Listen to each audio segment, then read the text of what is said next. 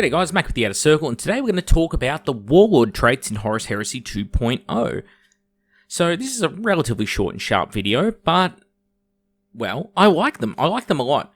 In fact, I appreciate these Warlord traits far more than the Warlord traits in the original Horus Heresy. So whether you're a fan of 2.0 or you prefer to play Horus Heresy version 1, I'd actually be tempted to just take the Warlord trait system from this and port it directly into Heresy 1, because it's just better. And it's one of those things where it's so simple, and I complained about it for literally 5 years or so, and they changed it to exactly what I said it should be all along, which is simply, you choose it. You get to choose your Warlord trait. So some characters will have set Warlord traits, but nearly every single one I could think of on a character was directly related to the Legion traits.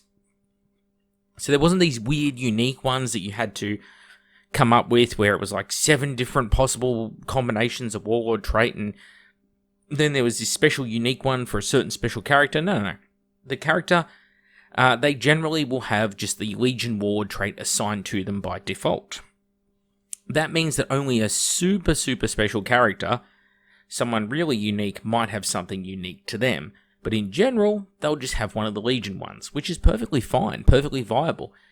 And it's good, it's a better way of doing things. And not only that, they really shorten them down. So there's only 3 Warlord traits, for example, listed in the core rulebook: Bloody-Handed, Stoic Defender, and Ever Vigilant. So the Bloody-Handed is the first one. That's any combat with at least one friendly model within 12 inches of the Warlord, or a combat which includes the Warlord, gains a bonus of +1 to the number of wounds caused for the purposes of combat resolution. In addition, an army whose Warlord has this trait may make an additional reaction during their opponent's assault phase, as long as the Warlord has not been removed as a casualty.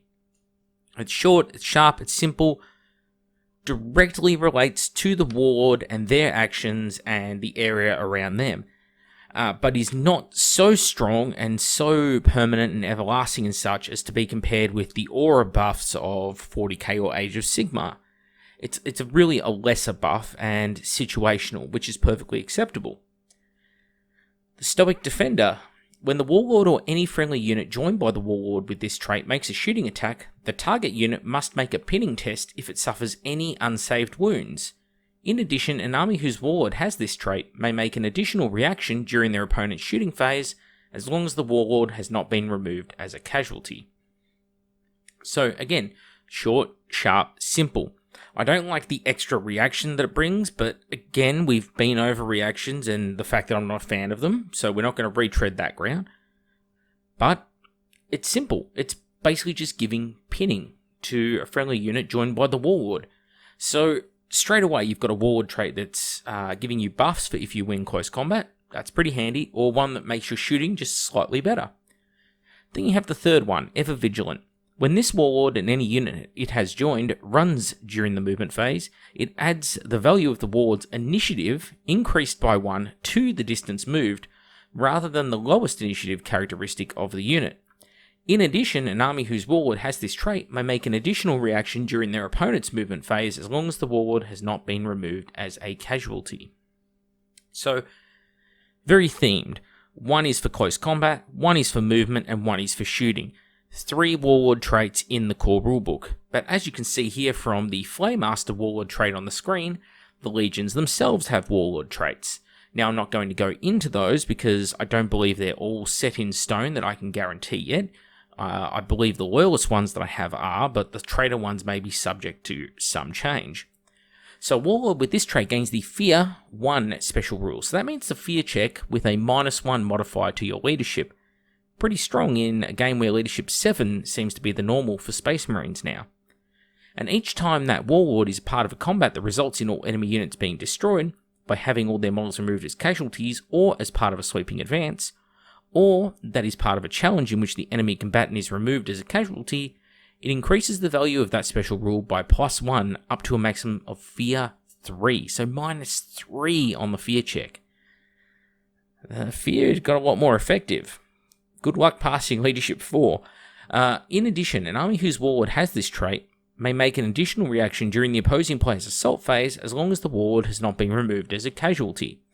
So the Flame Master here is taking fear instead of the bonus to the number of wounds caused in your combat resolution. It's giving you a bonus to your fear in combat. So the Flame Master is really a variation of the bloody-handed Warlord trait in the core rulebook. So yeah, a much better system. Now, I should probably take this point in the video just to quickly rehash on in Heresy 1.0. So in Heresy 1.0, your Warlord traits that were available to you was essentially based upon what you rolled on a d6 prior to the battle commencing. And it wasn't until just before deployment that you would figure out what your Warlord trait was. And you would end up with some really bizarre Warlord traits, and often bad or unhelpful Warlord traits, as opposed to a Warlord trait you really needed. So, for example, you might have Raven Guard or Infiltrating Army, and you infiltrate your army onto the board. However, your Warlord trait was you may redeploy up to D3 units during the deployment phase. Well, you're past that when you do the infiltration, so your Warlord trait did nothing.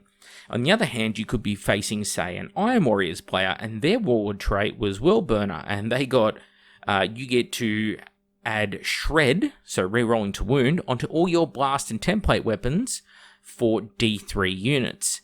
That could be their Siege Tyrants, could be their Typhon Tank, could be Whirlwind Scorpius. There's no stipulation on what it must be, and they get it on D3 units.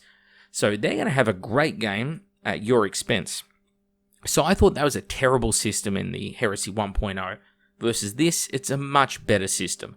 They're not huge buffs, they're small buffs, and you're just picking them. So you know what you're getting, and you can build your list around that concept. So it allows you to theme your army better, which I really like. And they've done something similar with Psychic Powers, which we'll cover off on in another video.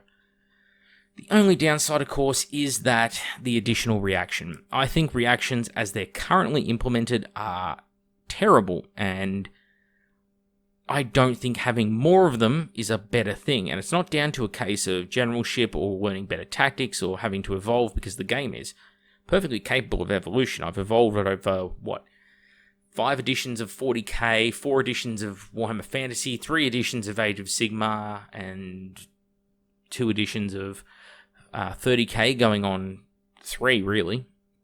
So I've evolved plenty.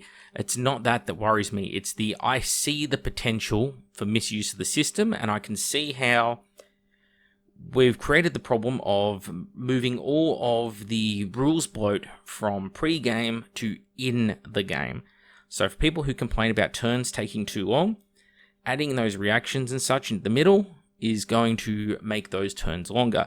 All we're doing, though, by interacting in the middle of the other person's turn is we're just moving we're still interacting just as much in the game, we're just moving when we interact in the game to smaller increments. But anyway, not the topic of today. Topic of today is the new Warlord traits. They're a great system, it's a better system, and I'm hoping to see more things like this in 2.0 that I really, really appreciate. Like I said, Psychic Phase, definitely on my list of ones to cover off, and it will be very soon. The only downside I see with that, though, is the Psychic Phase is kind of limited now. There's not a huge amount going on in it, because it's not a phase, it's something you're doing during, other phases, we'll say. Anyway, that's all from me, Make With the Outer Circle. Hope you enjoy the short one, and I'll see you all on the next one.